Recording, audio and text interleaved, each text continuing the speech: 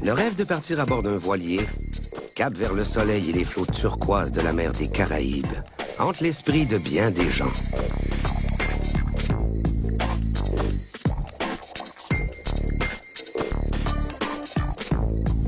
Du rêve au cauchemar, il n'y a parfois qu'un pas.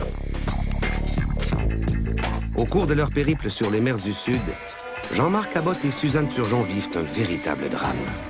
Pourtant, tout avait si bien commencé.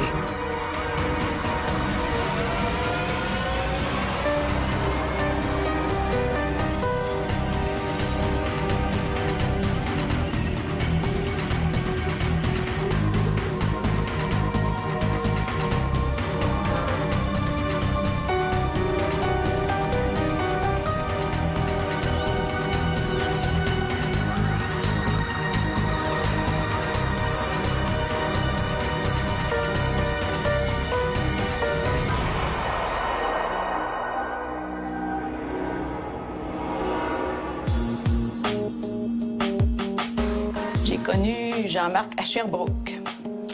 Lui, il travaillait à la Sûreté du Québec et il était relationniste et il faisait des émissions de TV à l'émission matinale quotidienne. Il parlait d'aventure, il parlait de voyage, de sécurité routière. Puis je me disais, waouh, ça c'est un beau bonhomme. Là, je me disais, dans ma vie, moi, je vais voyager tout le temps, c'est le but. Puis je disais à tout le monde, moi, un jour, je vais me trouver un gars puis je vais faire le tour du monde. C'était ça, mon but dans ma vie, me trouver un chum pour faire le tour du monde. Je l'ai trouvé. Dès le début de leur relation, Jean-Marc Cabot et Suzanne Turgeon partent vers l'aventure dans un grand voyage à moto en direction de l'Amérique centrale. On est parti en février 77 de Rimouski en moto pour se rendre au canal de Panama en Amérique centrale. En camping, avec l'innocence de la jeunesse, tout est beau, il n'y a pas de danger, il n'y a pas de risque. On traverse le canal de Panama et puis on arrive au bout de la Panaméricaine parce que la route arrête là. On se regarde tous les deux et on se dit, si on veut continuer à voyager, il faut trouver un autre moyen de transport. On savait qu'un jour, on partirait sur un voilier en mer pour faire le tour du monde. Le projet de Jean-Marc Cabot et Suzanne Turgeon mûrit pendant de longues années. Et c'est en 1994 qu'il se concrétise. C'était tout un projet de vie. On a tout vendu avant de partir. Condos, les autos, motos, les meubles et tout. C'est deux aventuriers, deux caractères très forts, très forts, deux leaders, deux personnes qui sont prêtes à défoncer les murs pour atteindre leurs objectifs. Notre bateau s'appelait le Fiu, F-I-U. C'est un mot polynésien qui veut dire un peu « je veux plus travailler pour de l'argent, je veux être bien, je veux être cool ».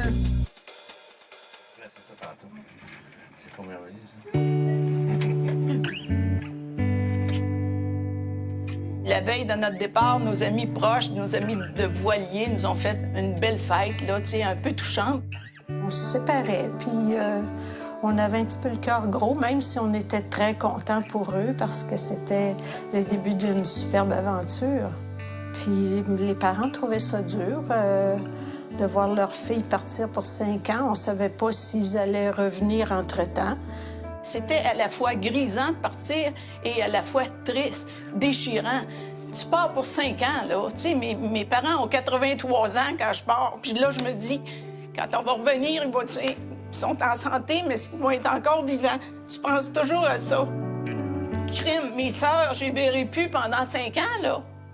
Fait qu'on avait dit à nos amis, c'est le fun d'asseoir en un beau party, mais demain matin, on va partir seul. Fait que vers 6 heures le matin, c'était une journée un petit peu tristounet. Il y avait des nuages, beaucoup. Il y avait comme un petit crachin qui tombait, une petite brume, puis on regardait pas en arrière. C'est émotif, c'est bien émotif. Puis on regarde, ça fait des années de ça, puis on a quoi de la misère à en parler.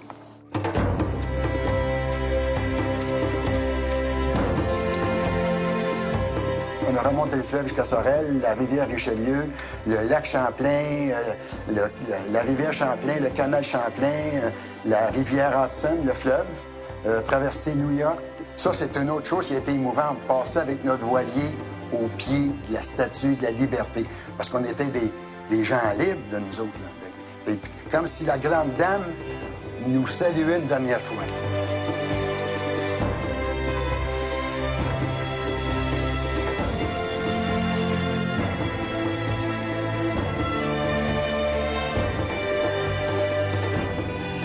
Tout au long de leur périple, Jean-Marc Abbott et Suzanne Turgeon restent en contact avec le Québec grâce à la radio amateur et le réseau du capitaine.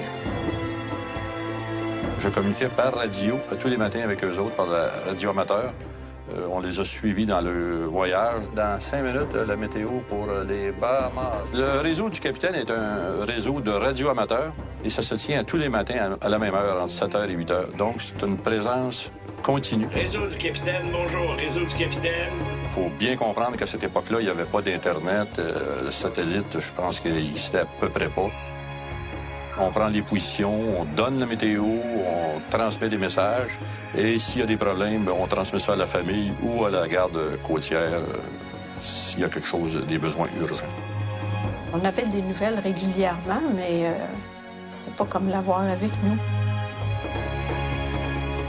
On a traversé à Puerto Rico, on a fait les îles Vierges, Sainte-Lucie, les Grenadines, Trinidad et Tobago. C'est une vie paradisiaque, c'est toujours beau, on est bien. On était toujours obligés de se donner un coup de pied pour partir d'une île. J'avais le cœur gros, puis c'était comme ça toutes les fois qu'on quittait une île.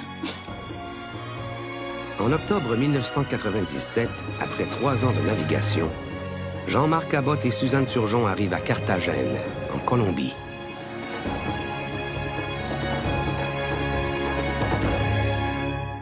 On a beaucoup de plaisir à Carthagène. On mange bien, il y a des bons restaurants, on visite beaucoup. Carthagène est une belle ville. C'est une des villes où j'ai le plus de beaux souvenirs de la vieille Amérique, de l'époque des conquistadors. Le but, à Carthagène, on fait un grand ménage. 2 fois par année, on refaisait le vernis à l'extérieur du bateau. On en prenait soin de notre bateau. Et quand arrive le mois de décembre, on commence à charger le bateau. Là, on part pour 3 ou 4 mois, puis il faut être autonome. Parce que après les fêtes, on s'en va pour un long périple dans les îles San Blas au Panama. Et les îles San Blas, c'est des îles habitées, mais il n'y a pas de service. Il n'y a pas d'électricité, il n'y a pas d'eau, il n'y a pas de banque, il n'y a pas de commerce, il n'y a rien. Donc, il faut en profiter ici. Le propriétaire de la marina où est amarré le Fiu suggère à Jean-Marc et Suzanne de passer quelques jours dans un endroit paradisiaque avant de mettre le cap sur les îles San Blas. Là, il dit, vous devriez arrêter aux îles de Rosario, c'est pas loin d'ici. C'est une baie, c'est un paradis terrestre. Vous jetez l'ancre là, puis vous allez... C'est une des belles places à aller voir dans votre voyage. Il nous indique l'île de Caribarou.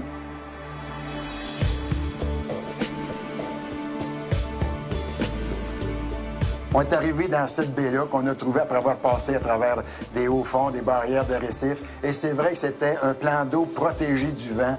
Une plage en fer à cheval, en beau sable, avec des paniers, des maisons de pêcheurs ici et là, avec des enfants qui crient puis qui jouent, qui se promènent en pirogue, creusés dans des troncs d'arbres. Ils venaient nous voir au bateau, on leur donnait des friandises, on se baignait avec eux autres. Assez qu'on a dit, on va passer la semaine ici. On va passer la fête de Noël ici. Réseau du capitaine, bonjour. Réseau du capitaine, bonjour. Ici Jean-Marc Abbott. Ils sont allés dans une baie en Colombie en disant qu'il était seul. Je savais qu'être dans une baie seule en Colombie, c'était quand même un certain risque. On est le 24 décembre, on est toujours dans notre belle petite baie à l'île de Caribarou.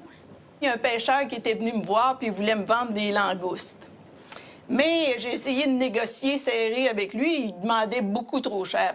J'ai dit, si t'es raisonnable, à soir, si tu changes d'idée, tu pourras revenir m'offrir tes langoustes, mais à ce prix-là, il n'y en est pas question que je paye ça. Puis arrive le soir de Noël.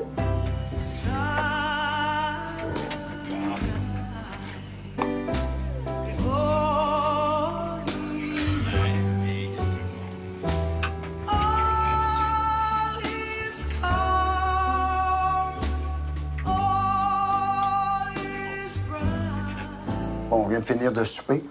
Et je suis assis dans le carré, on écoute de la musique d'ici, puis on pense à la famille, aux amis, c'est un petit peu nostalgique. Et j'entends un bruit sur la coque.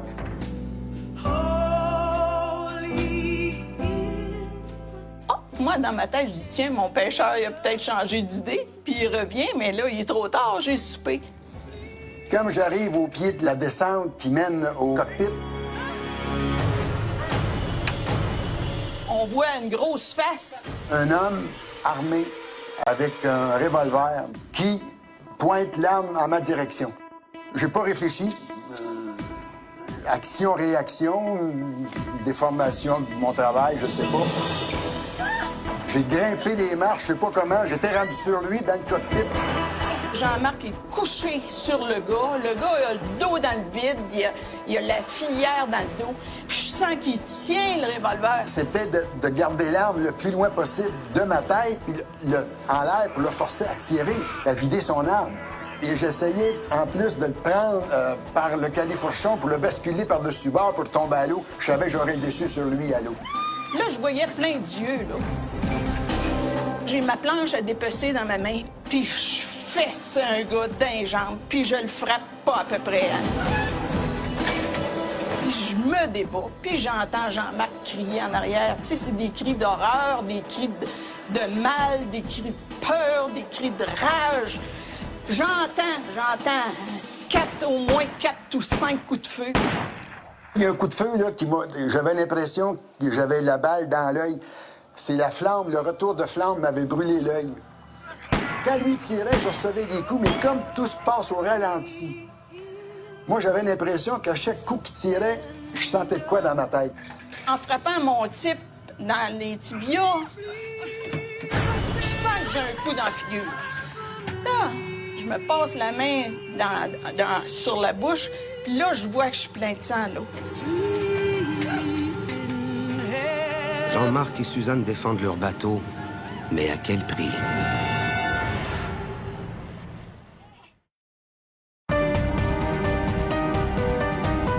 Jean-Marc Cabot et Suzanne Turgeon réalisent le rêve de partir en voilier sur les mers du Sud.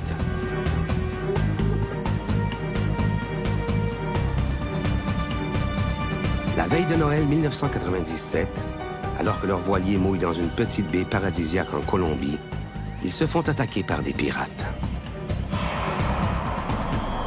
Ça me surprend pas que Jean-Marc se soit défendu, pas du tout. C'est pas le gars à se laisser faire. Non, absolument pas. Il allait pas dire oui, prenez ce que vous voulez, puis allez-vous-en, là. Oh, absolument pas. Ma sœur non plus. Suzanne, c'est une femme qui est capable de se défendre, et puis elle s'est défendue. Il vient de me donner un coup de machette dans la face, là. La langue me passe à travers la lèvre. J'entends toujours Jean-Marc se battre. L'autre type qui est à côté de lui, j'avais vu en arrivant qu'il y avait un revolver, un pistolet chromé et noir. Puis là, je le vois le sortir, puis il me vise. Quand il a tiré, là, j'ai vu une flamme rouge, là, longue comme ça, sortir. Ça a pété dans le cockpit, là, ça n'était assourdissant. Fait que là, je leur ai crié, là. J'ai dit à Jean-Marc, arrête de te débattre. Peut-être que si on se débat pas, ils vont arrêter de nous battre. Là, ils ont arrêté de nous battre. La majorité des groupes criminels, en sachant surtout à l'époque, mais aujourd'hui aussi, que les gens sont peut-être armés, on tire au début, puis après on demande, parce que comme ça, on est certain que la personne n'est pas en capacité de répondre à ce qu'on veut, et surtout qu'on pourra faire voler tout et n'importe quoi quand on veut, et puis il n'y a personne pour s'opposer. Je débarque de dessus le gars, puis là, je me vire de bord, puis là, les autres m'empoignent. Là, je vois Suzanne toute pleine de sang, puis je vois ses dents entre sa lèvre puis le haut de sa lèvre. C'est coupé, là, c'est comme si elle avait 2 lèvres superposées, une sur l'autre, puis ça saigne. Là, Jean-Marc, il s'assoit en avant de moi, il saigne de partout, il a la figure en sang de partout, il me dit « Oh, de toute façon, bien cool comme ça, je vais mourir, j'ai 5 balles dans la tête. » J'ai su par après que c'était un autre qui me frappait avec un couteau sur la tête pour me faire lâcher prise de son chum. Il nous entachaient avec des copes qu'il y avait avec eux autres. Je continuais à gueuler après eux autres. Ils m'ont rentré une guenille sale dans la bouche, puis ils m'ont mis une paire de bermudas sur la tête, je pense, pour me cagouler, puis me bâillonner. Il y a un vieux T-shirt à côté de moi, ils me mettent ça sur la tête. Première chose qu'ils ont défait dans le bateau, c'était la cuisinière au propane. Là, je me dis, qu'est-ce que c'est ça? Ils étaient après à défaire les meubles. Normalement, les pirates, ils prennent l'argent, ils prennent le cash, puis ils gardent. Ils s'en vont. Et là, eux autres, ils étaient après à défaire tout l'équipement, les équipements radio. Ils ont même pris le bouchon du carter à l'huile du moteur diesel. À tout bout de champ, ils disaient « Donde tu plata? Où est ton argent? » On lui disait « On n'a pas d'argent. On n'a pas d'argent. Nous autres, là, on est partis, on s'en va chez les Indiens Kunas dans les îles San Blas pour 3 mois. On n'a pas de sous. Nos sous, on va les prendre en arrivant au Panama. » Mais ils ne nous croyaient pas parce que la majorité des bateaux, surtout les citoyens des États-Unis qui voyagent, peuvent avoir plusieurs dizaines de milliers de dollars cachés dans le bateau. Mais on n'avait pas d'argent. On avait 42 piastres et 17 sous. Où est votre argent? Où est votre argent? Toujours la même question. On a beau leur dire, on n'a pas d'argent. Mais les pirates ne croyaient pas, eux autres-là. Là. Ils ont commencé à tout défaire le bateau. Le vaigrage du bateau, c'est la finition à l'intérieur du bateau. Ils arrachaient ça pour voir s'il n'y avait pas des cachettes là. Puis moi, je me disais, là, mec, ils ne trouvent pas d'argent. Ils vont en martyriser un des deux pour faire parler l'autre. J'étais certaine de mourir. Puis dans le fond, j'étais lâche un peu parce que je les narguais. Je leur disais, j'en ai pas d'argent, menace-moi, tire-moi si tu veux, mais manque-moi pas. Je voulais pas souffrir. Je me disais, martyrisez pas, Jean-Marc. Si vous le tirez, tuez-le tout de suite aussi. On veut pas mourir au bout de notre sang. Je voulais pas qu'on martyrise Suzanne ou moi, nous couper un doigt, nous arracher de la peau, nous enlever un œil. Quand tu veux torturer quelqu'un pour le faire parler. Mais surtout qu'on savait que parce qu'on pourrait, la torture n'arrêtera pas, on n'avait pas de réponse à leur donner. Je le regardais dans les yeux comme ça. Pff, tu n'auras pas d'argent. J'en ai pas. Je leur parlais en français, puis ça les frustrait. Ils ne comprenaient pas. Tire-moi, c'était des couilles. Puis j'avais les dents serrées comme ça, puis là, j'étais enragée. C'est que la réaction du couple était tellement surprenante pour les voleurs qu'ils n'ont pas su quoi faire.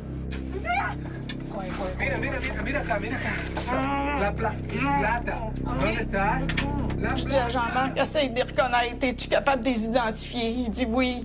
Ils sont combien? Bien là, j'en vois 5 dans le bateau. Puis là, on essaye de se concentrer. Puis je me concentre puis je regarde à travers le T-shirt pour essayer de les identifier. Dans mon innocence, je me dis, quand la police va nous trouver, on va pouvoir les décrire, tu sais. Et moi, je sais qu'en Colombie, on ne laisse pas de victimes vivantes ou de témoins vivants qui peuvent témoigner. Moi, à partir de là, ma vie est finie. Quand on parle voir la mort de près, parce que là, tu la vois. Un accident d'auto, t'as passé proche de mourir. T'as vu la mort de près, mais tu l'as pas vu venir. Mais là, t'as l'arme, le canon de l'arme à côté sur ta tête, tu sens la pression, puis tu sais là, qu'il arrive un bruit, il fait un sursaut ou un spasme nerveux, le coup part, t'es fait. J'étais sûre que ça finissait là. J'étais sûre de ça. C'est pour ça que je pensais à la peine que je faisais à mes parents et à mes sœurs. Toute ma vie s'est défilée. C'est fini là, ma vie s'arrête là. Puis je me disais, ils vivent notre rêve depuis des années qu'on leur casse la tête avec ça. Ça fait 20 ans qu'on en parle de notre rêve. Puis regarde, là, ça s'arrête. On est à des milliers de kilomètres de chez nous. Ils ne sauront même pas ce qui s'est passé avec nous. On a une table où Jean-Marc gardait son porte-monnaie là, puis sa carte d'identité de policier. Puis j'avais vu le gars qui avait pris la carte d'identité de Jean-Marc, puis il l'avait ouvert. Puis il a changé d'attitude. Il a regardé la carte, puis il avait les yeux ronds. La carte d'officier de Jean-Marc est plaquée or. Puis il était comme impressionné. Puis là, il a dit aux autres, « Venez voir ça, venez voir ça. » Parce qu'il venait de trouver ma carte d'identité puis ma plaque de retraité de la Sûreté du Québec. Et il était après nous dire qu'il était pour nous prendre comme otages puis nous amener à Bogota pour une rançon. Le kidnapping, c'est un phénomène très courant en Colombie depuis les années 60. Le mouvement révolutionnaire colombien a la particularité de n'avoir pas reçu des sommes d'argent des grandes puissances internationales. Donc, ils se sont financés avec des ressources locaux. Les ressources locaux, ça veut dire des activités criminelles parfois, et parmi ces activités-là, il y a le kidnapping. Prisonniers depuis près d'1 heure, Jean-Marc Cabotte et Suzanne Turgeon vivent des moments d'enfer. Ils n'ont aucune idée du sort que leur réservent les pirates colombiens, mais ils craignent le pire.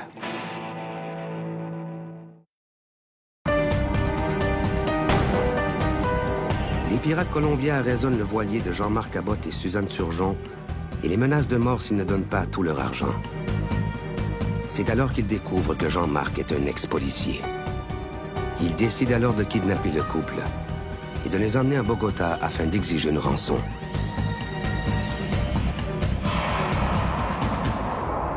À un certain moment donné, on a entendu un bruit de moteur. Là, les gars, ils ont dit « Oh, oh, oh! Il y a quelqu'un qui s'en vient. Il y a une chaloupe, il y a une chaloupe. »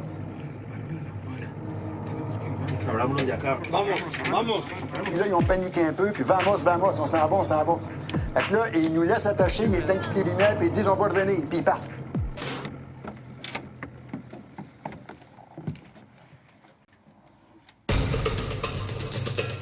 Suzanne, elle avait vu à terre un couteau à steak. Elle a réussi avec ses pieds à prendre le couteau, à me le donner.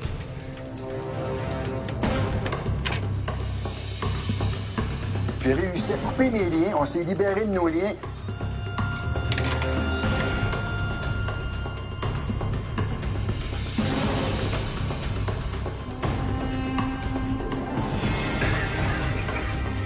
Là, nous autres, on n'attend pas qu'ils reviennent. Hein? On se sauve. Et on se sauve à terre avec le dinghy. Un dinghy, c'est un radeau pneumatique, un bateau gonflable.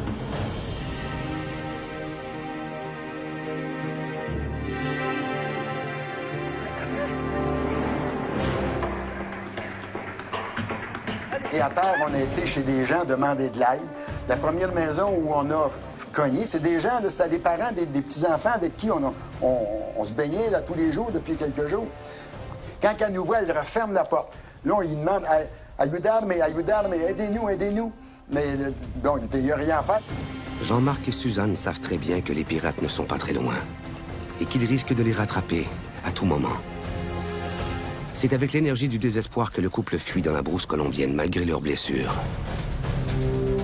On arrive à un endroit, une maison extraordinaire avec une clôture de je sais pas combien de mètres de haut. Et là, on se met à crier et il y a une femme avec un cabaret plein de verres d'alcool, probablement. Quand elle nous voit, elle échappe le cabaret à terre, puis elle part à crier, puis elle s'en va en courant vers la maison. Et là, tout le monde est arrivé, on a cassé le party. Hein. On leur a expliqué ce qui nous arrivait, qu'on avait besoin d'aide. Et ces gens-là nous ont jamais laissé entrer. On n'a jamais entré sur le terrain. On a resté à l'extérieur de la clôture. Ils m'ont lancé un coussin parce que je commençais, moi, à avoir les jambes molles. Là. On saignait beaucoup. Et le propriétaire de la fameuse villa qui nous jasait toujours à travers la clôture, il parlait un très bon anglais. C'est un Colombien qui avait étudié à l'université à Toronto. Nous jasait pour nous entretenir. Ils nous ont lancé comme des serviettes pour que je puisse éponger les blessures de Jean-Marc parce que les blessures de Jean-Marc étaient beaucoup plus graves que les miennes. Il n'était pas là pour nous venir en aide, là, qu'on soit des victimes d'un acte de piraterie, qu'on soit blessé, qu'on ait besoin de soins. C'est comme si on venait de le déranger dans son réveillon de Noël. Là. Le propriétaire nous dit « J'envoie mes gardes du corps avec mon speedboat à l'île Navale chercher des secours. » Mais ça a pris 1h30 avant que les secours de l'île Navale arrivent. Il faut quand même se mettre en contexte et savoir qu'en Colombie, les autorités, aujourd'hui, réagissent mieux, mais à l'époque, ils réagissaient quand même assez lentement à n'importe quelle information. C'est certain que le fait de savoir qu'ils étaient vivants, blessés, mais pas gravement, c'était une chose qui a beaucoup joué quand on pense au temps qu'ils sont mis pour aller le rejoindre. Oui, on s'attend à ce que quelque chose se fasse rapidement, mais on est conscient qu'on est dans des îles au large de la Colombie. Il n'y a même pas d'électricité sur l'île. Il n'y a même pas d'eau courante sur ces îles-là. Fait qu'on se dit, c'est quand même la veille de Noël. Les autorités policières, c'est pas comme au Québec que t'appelles la Sûreté du Québec ou la police municipale. Dans 20 minutes, ils sont chez vous. Par ailleurs, en 1995-96, il y a un taux d'impunité très important. À peu près 95% des plaintes ne sont pas traitées. Il n'y a pas une chose que l'officier me dit après plusieurs minutes à nous regarder sans dire un mot. On va vous emmener avec votre bateau à l'île Navale. C'est une île qui appartient à la marine colombienne où les officiers de la marine vont avec leur famille passer leurs vacances. Et c'est également sur cette île-là qu'est la résidence présidentielle de Colombie.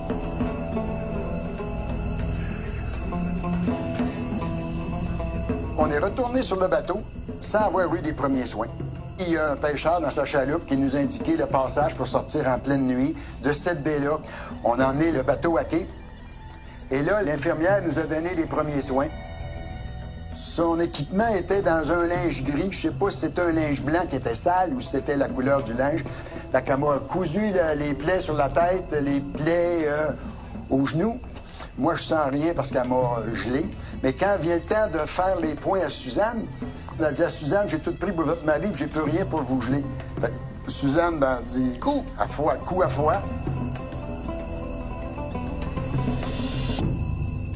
Quand il est venu le temps de mon pied, il me manquait... c'est l'équivalent d'une tranche de bacon que tu fais frire dans la poêle. Là. Elle n'avait plus rien pour le pied, pas de bandage, pas de point de suture. Fait que ça restait là. Ce qui n'est pas normal, ce qui n'est pas correct et qui même à l'époque était étrange, c'est que les blessés n'ont pas reçu toute l'aide qu'ils auraient dû recevoir et qu'ils ne soient pas transportés rapidement à Carthagène pour leur donner des soins médicaux. Ça, c'est étrange. Les militaires n'ont que très peu de compassion pour Jean-Marc et Suzanne. Le couple est installé dans un coin de l'île militaire où on leur permet de dormir sur un matelas posé à même le sol, avec interdiction de quitter la base militaire. Là, Suzanne a parti à pleurer, puis là, je lui disais, pleure, moi, je suis pas capable. J'étais trop enragé. En fait, en 97-98, c'est des moments historiques en Colombie. Il y avait beaucoup de violence, qu'il y avait une violence généralisée parce que l'État n'avait plus le contrôle des armes et qu'il y avait beaucoup d'armes sur le contrôle des civils et des groupes armés, tant de gauche que d'extrême droite, comme des groupes criminels. Alors, c'est une époque assez difficile. Et ça a laissé la place à des groupes criminels d'infiltrer l'armée, d'infiltrer la police, d'avoir des policiers et des soldats à leur service. Et en plus, les groupes criminels locaux, des petits voleurs, des voleurs voitures, des voleurs maisons, etc., se sont organisés pour mettre dans les rangs des gens de la police, des gens des services de sécurité de l'État, parce que ça leur donnait quand même un avantage. Mais ce qui est certain, je pense, c'est que la police et les forces de l'autorité, dans ce cas-là, ne sont pas nécessairement du côté des victimes. La première journée, on a resté à quai. Là, j'ai demandé à appeler l'ambassade du Canada à Bogota. Là, elle me dit, on n'a pas de radio, on n'a pas de téléphone, il n'y a rien qui marche. Il y avait des grosses tours micro-ondes, c'est une base militaire. Mais il n'y avait rien qui marchait. Mais j'ai dit, on peut-tu aller appeler? Oui, mais il faudrait que tu me donnes du gaz, mettre dans le bateau de la marine. Et là, je m'étais tout fait voler.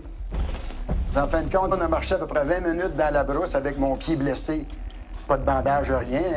Je marchais dans la terre avec le sang. Puis le morceau de peau n'était pas tout à fait tranché, donc ça traînait un peu. On est arrivé à un hôtel qui était fermé, où on a passé par la cuisine. En tout cas, j'ai pas vu de client. Et là, le propriétaire m'a donné le droit de faire un téléphone. J'ai appelé au consulat du Canada à Carthagène et c'est un répondeur qui m'a répondu. Envoyez quelqu'un, faites quelque chose. Là, je leur ai laissé un message, là, ce qui était arrivé, puis qu'on avait besoin d'aide. À votre citoyen canadien. On est revenu à la base et là, il m'a dit, il faut que tu quittes le quai.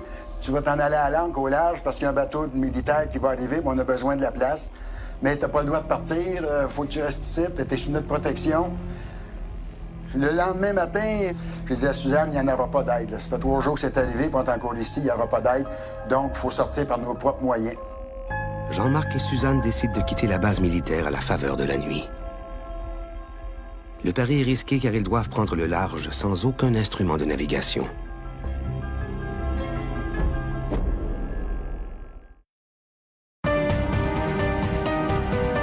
En 1997, après avoir miraculeusement survécu à l'attaque des pirates colombiens, Jean-Marc Cabot et Suzanne Turgeon sont retenus sur une île militaire où personne ne semble se préoccuper de leur sort. Ils décident de partir en douce et de retourner à Carthagène. On a parti le moteur du bateau, personne n'a bougé. Suzanne est allée à l'avant, on a relevé l'ancre. Je pense que c'était la décision à prendre. Et je pense que ça fait une coupure très claire dans leur perception de ce qui leur arrive à ce moment-là. Parce qu'avant ça, je pense qu'ils croyaient encore, ou ils avaient des reflets nord-américains un peu. Bon, on a un problème, on va aller chercher la police. À ce moment-là, ils ont compris que probablement ils seraient plus en sécurité s'ils s'éloignent de la police et des militaires que s'ils restent près d'eux. Et donc c'est à ce moment-là, moi je pense qu'ils ont sauvé leur vie. On est revenu à Carthagène, même si on n'avait pas aucun équipement de navigation. Carthagène, il y a des gratte-ciels comme tu croirais à Miami, c'était sur le bord de la mer. On avait déjà entré, on connaissait l'entrée. On est arrivé à la marina et là, il y a des gens qui nous ont vus, puis on s'est mis à leur crier « Venez nous aider » en anglais, « Help, help, we need help ».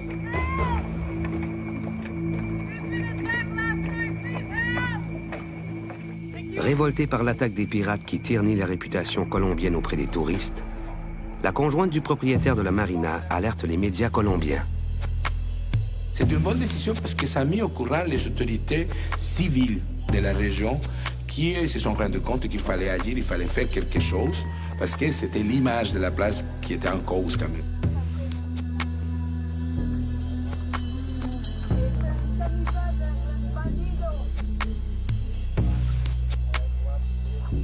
Et no tienes seguro. Dice, si tu banco colombiano no paga. Ahora, para mí, todos los dineros y no es seguro.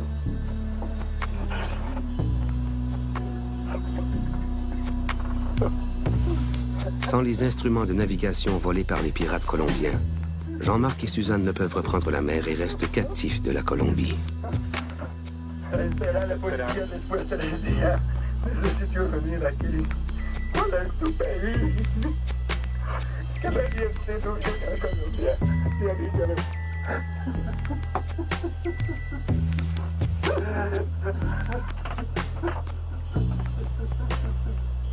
Quand les médias étaient partis, là, on a pris le temps de raconter à nos amis ce qui était arrivé. Ils nous ont donné du linge, ils nous ont invités à manger. Là, on a pris une vraie bonne douche. Ça nous valait. Il était rendu assez tard, puis c'est tout le lendemain, avant qu'on appelle nos familles. Il s'est rapporté disant qu'il avait été attaqué, qu'il était en trouble. Et on voyait à sa voix, on voyait que l'attaque était très sérieuse. C'était pas un simple vol à la tire, là, comme on peut rencontrer à Montréal ou en Martinique ou ailleurs. C'était une attaque, là, vraiment en règle. Il était évidemment nerveux là, de ça. C'est comprenable aussi, là. Et puis, c'est à partir de ce moment-là que j'ai mis en branle un processus pour avertir sa famille. Et puis, ça occasionne beaucoup de problèmes. Il n'y avait plus d'électronique sur son bateau, il n'y avait plus rien. Il avait été volé et tout ça.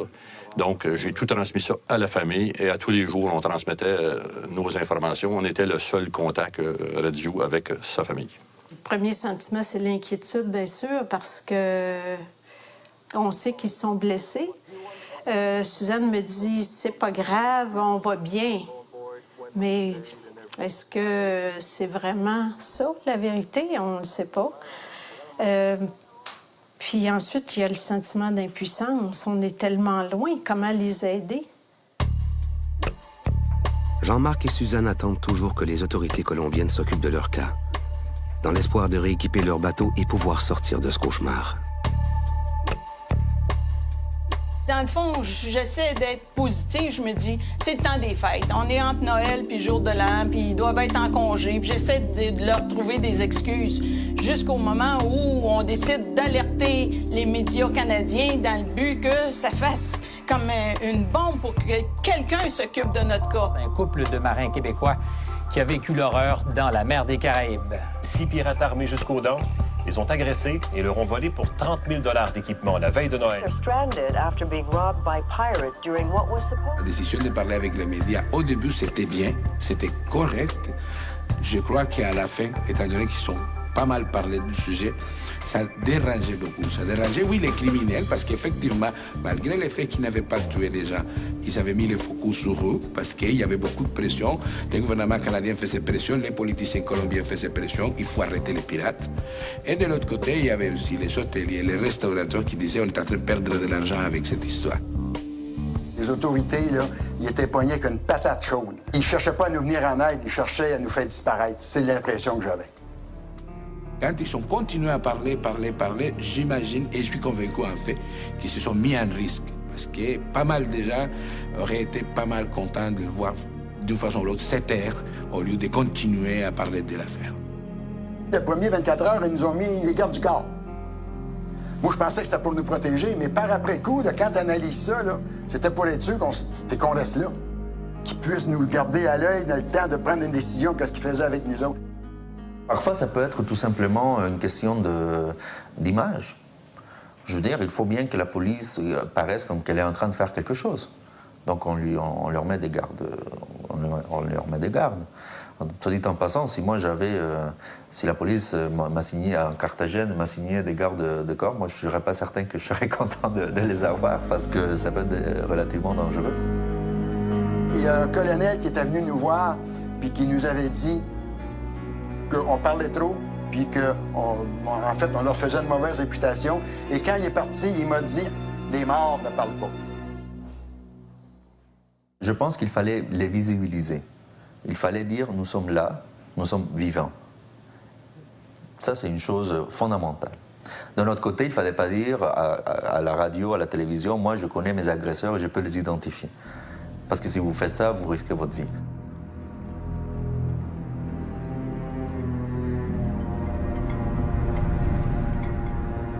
Quand on était à la marina, un de nos voisins, c'était un trafiquant. Il nous l'avait dit d'ailleurs. C'était quelqu'un qui vivait du trafic des narcotiques.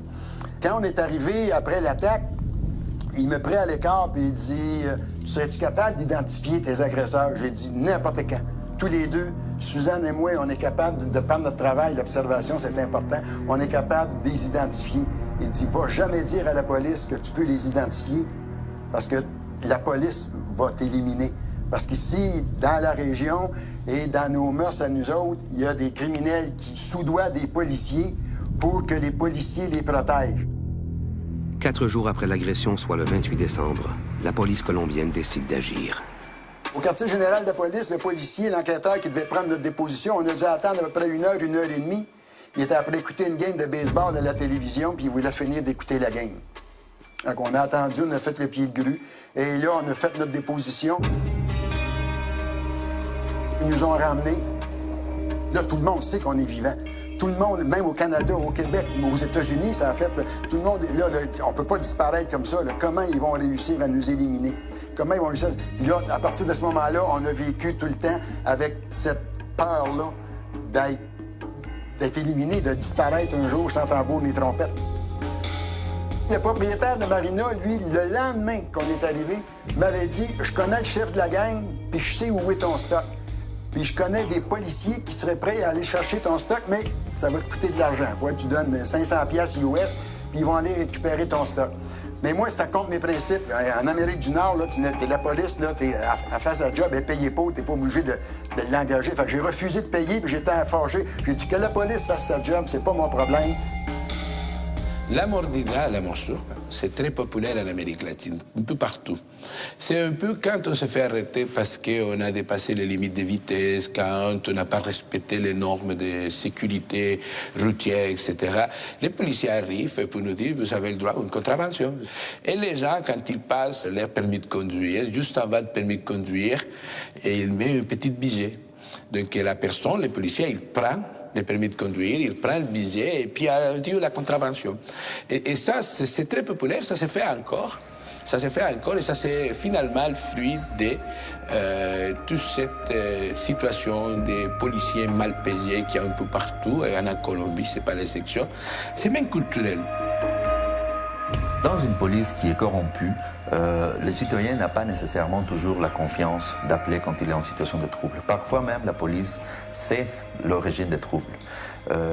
Dans d'autres endroits de l'Amérique latine, et là, ici, la Colombie n'est pas du tout l'exception, parfois les gens, s'ils se font voler, n'appellent pas tout simplement les autorités parce que finalement, la police va arriver, pas seulement ils ne vont pas faire une enquête, mais en plus, ils vont se faire voler le peu qui reste. Le service de renseignement de la Marine nationale s'en est mêlé. Il y a un sergent de ce service-là qui est venu ce bateau pour dire « On a trouvé des suspects et on pense qu'on sait où est votre marchandise. » Mais là, eux autres ne pouvaient pas intervenir parce qu'ils ne voulaient pas brûler. Ils me demandaient si moi, j'étais prêt à aller rencontrer ces gens-là, négocier le rachat de mon équipement, qu'eux, ils seraient postés à des environs, puis quand le contact serait établi, que je leur ferais un signe pour confirmer, oui, c'est bien, c'est eux autres, puis c'est mon stock. Eux autres, ils interviendraient. Jean-Marc Cabot et Suzanne Turgeon refusent de quitter Carthagène en abandonnant leur seule possession, le Few. L'offre de la police de les aider à retrouver l'équipement volé est tentante, mais très risquée.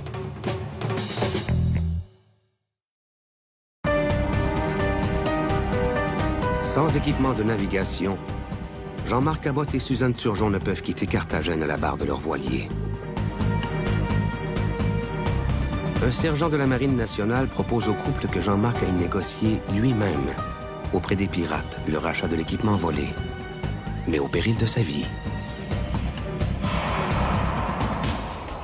L'ambassade du Canada, via le consul de Carthagène, nous avait dit « Vous ne dites plus rien, ni à la radio, ni à la TV, ni aux journalistes. Ne parlez plus sans nous en parler avant. » Fait que quand ce sergent-là me dit « On sait où est votre marchandise », moi, j'ai refilé ça à l'ambassade. Ils ont donné ça à l'agent de liaison de la GRC. On s'est parlé par téléphone. Il me dit « Tu bouges pas, tu fais rien, je te rappelle d'ici 2 jours. » Quand il m'a rappelé, il dit « Touche pas à ça, ça sent pas bon. » Là, j'ai compris que c'était un piège, puis peut-être que ce qu'on voulait, dans le fond, c'était m'amener à quelque part, puis une balle perdue va m'éliminer, puis regarde, on vient de s'en débarrasser d'un, l'autre, ça sera pas là, on va sacrer son camp chez eux, mais qu'elle tombe veuve, puis je sais pas, là.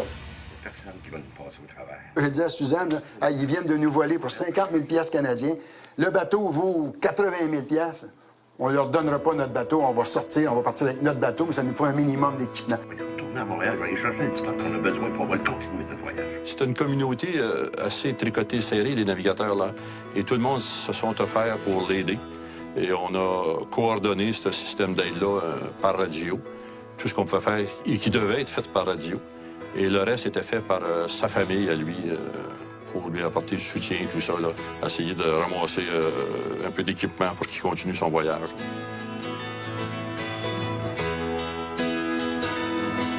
Bonjour, Alex, salut, comment ça va? Content de te voir. Hey, c'est le fun! Au mois de mars 1998, Jean-Marc Cabot quitte temporairement Carthagène afin d'aller chercher à Montréal de nouveaux instruments de navigation, généreusement offerts par plusieurs donateurs du Québec.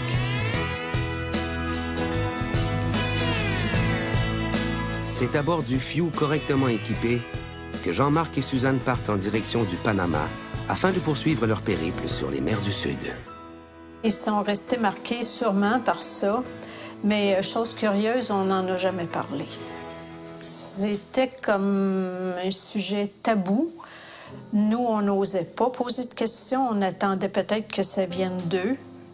Puis comme c'est jamais venu, on n'a jamais vraiment parlé des sentiments qu'ils ont eus à cette époque-là. Je le regrette un peu, pas juste un peu, beaucoup. Dans mon travail, j'ai été confronté à des situations dangereuses, mais où c'était des risques calculés quand même. Et là, c'était arrivé, c'était spontané, puis j'avais aucun moyen, j'avais pas de contrôle, j'avais rien pour me défendre. J'étais démuni, là. Ce fut tout un choc, mais avec le temps, tout s'atténue. Nous, on avait oublié cet épisode-là de notre vie. Ça fait partie des risques des voyages. On a voyagé beaucoup dans notre vie. On a eu la chance de visiter 64 pays. Puis on se dit, si j'étais restée dans le salon chez nous, ça me serait pas arrivé. Mais c'est pas moi. J'aime voyager et il y a des risques en voyageant. La vie a plus de même goût après. T'apprécies chaque minute de la vie. parce que la vie, c'est fragile. Tu sais jamais quand est-ce que tu vas la perdre. Tu traverses la rue, n'importe quoi, une crise cardiaque, tu te couches le soir, tu ne te réveilles pas le matin. Fait que la vie, là, tu la vis pleinement puis intensément.